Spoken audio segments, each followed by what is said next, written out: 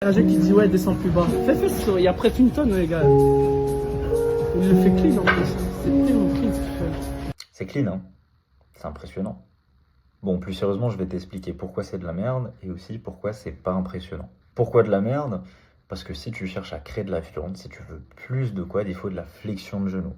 Et là, bah, il n'y en a pas beaucoup. Maintenant, pourquoi est-ce que c'est pas impressionnant? Bah oui, il y a quand même une tonne sur la presse. Alors déjà, une tonne sur la presse, c'est pas une tonne de pression exercée sur tes jambes, tout simplement dû à l'angle de la machine. Mais malgré ça, une tonne, ça reste une très grosse perf. Ceci étant dit, la tension lors d'un exercice n'est jamais linéaire. Et sur une presse, là où tu as le plus de tension, c'est en bas, lorsque ton fémur est perpendiculaire à la force exercée. A l'inverse, lorsque tu es au début de l'amplitude, lorsque tes jambes sont quasi tendues, tu es à l'endroit où il y a le moins de tension, probablement au moins 10 fois moins.